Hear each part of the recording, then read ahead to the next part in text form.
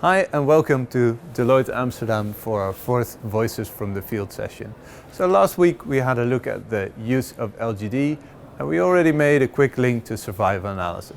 Survival analysis is the topic for this week. It's a very hot topic for credit risk modeling. One of the reasons is the use of LGD, so we'll continue on that topic. Another topic is IFRS 9. There's some additional requirements in IFRS 9 which makes survival analysis a very useful technique. So let's start with IFRS 9. IFRS 9 is a requirement for banks to calculate their loan loss provisioning by 2018. While banks have been developing IRB models for expected losses, there are some different requirements under IFRS 9. So Deloitte performed a IFRS 9 banking survey in 2015 and the respondents say that the lifetime expected losses, this is the most contributing factor to the differences between the IRB and IFRS 9 models. So lifetime expected losses is one of the big challenges for IFRS 9 loan loss provisioning. So the first question then is, what do we actually consider as a lifetime? So we're doing lifetime expected loss estimates. So we first need to discuss what we actually consider as lifetime. Well, take for example a mortgage loan. A mortgage loan could have a 20 or 30 year term. So this is the contractual lifetime.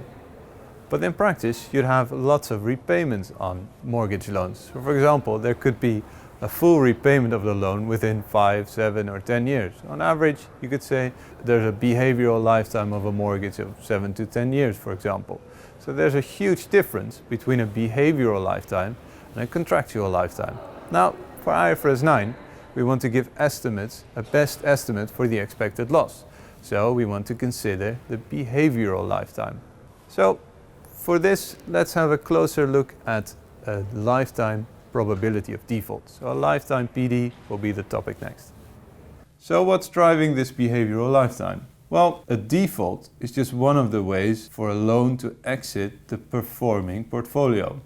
Another way is a prepayment of the loan. So it could be interesting to look at the time on book and then see if we can split this in the component of default and the component of survival. So we could split the PD into a PD conditional on survival and a PD unconditional on survival. And for this unconditional on survival, we could then see what is the survival function. So we compose the unconditional PD on survival. So there's some transitions in this. We could also look at this from a state transition representation. So we have a performing loan. Performing loan can exit the performing portfolio by means of a default or a prepayment. So we can see there's a default probability, that's the PD, with a transition intensity, lambda d for example, and there's a transition intensity of performing to prepayment of lambda p, so the instantaneous transition probability.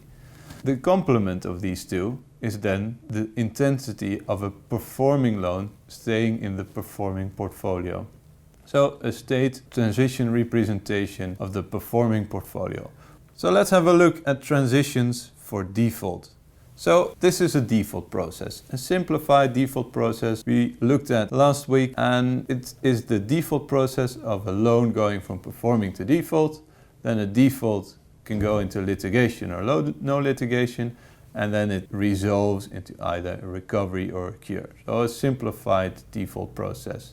Would be very convenient if we want to estimate LGDs, if we have observations that are the full default process. So the start of default all the way up to the resolution of the default.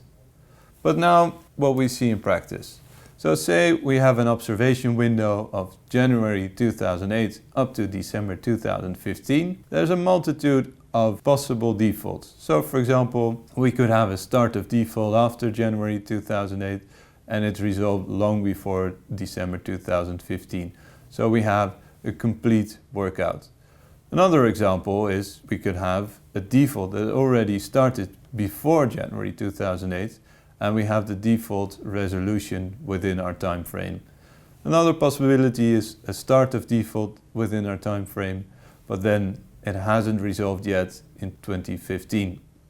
So a multitude of possibilities. But for corporate loans, there could even be possibilities of a default that has occurred long before our time window of January 2008, and it still hasn't resolved in December 2015.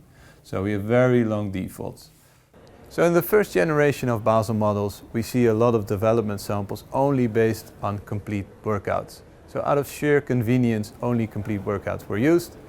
But this could result into a bias. So the short defaults tend to have more cures.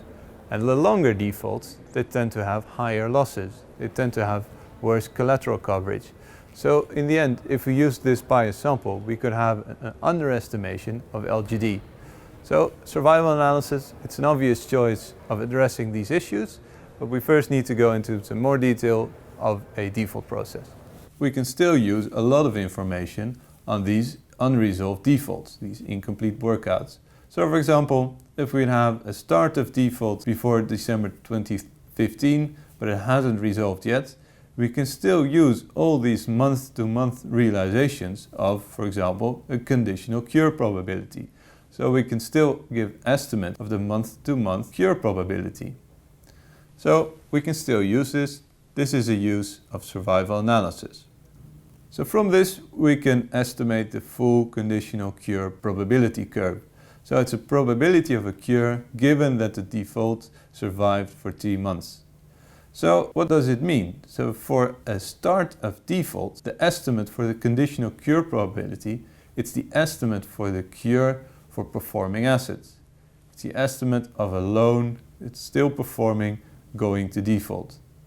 If we have a running default, so if we have say 5-6 months of time in default, we are estimating the conditional cure probability for a defaulted asset. So we discussed the conditional cure probability, and some of these techniques we can also use, for example, in litigation probabilities. So some of the techniques in survival analysis also hold for litigation probabilities.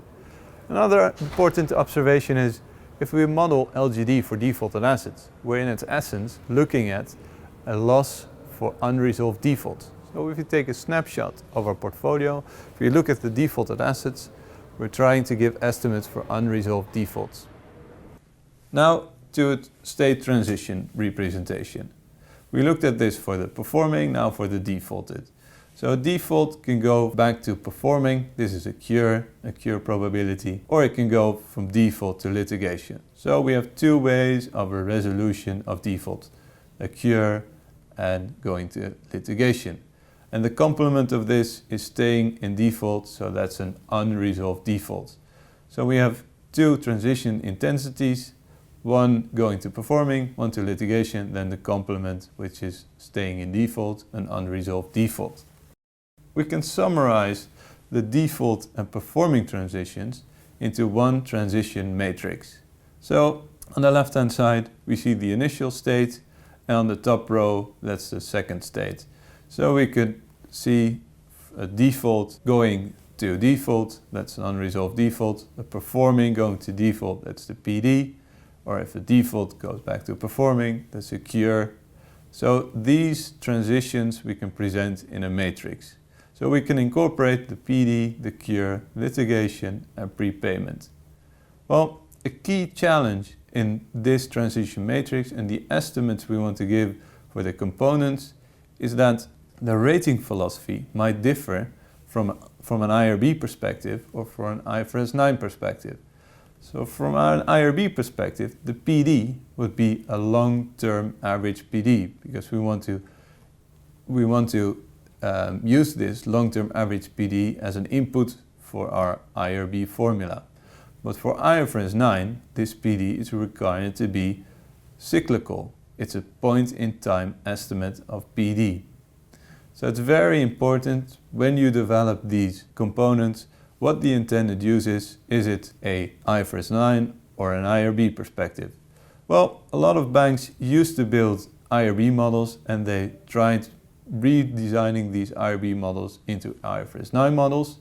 But what we see is a lot of banks are actually going back to the design phase and they build IFRS 9 models and try to extract IRB models from this.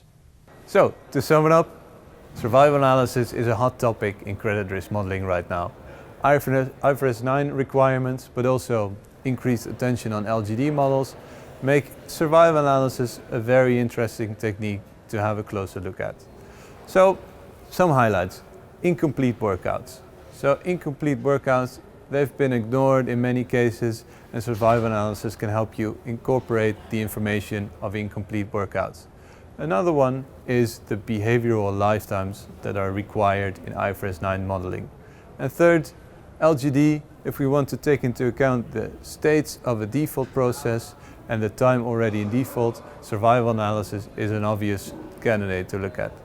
Thanks for watching and good luck in addressing these very interesting topics of survival analysis in your models. Goodbye.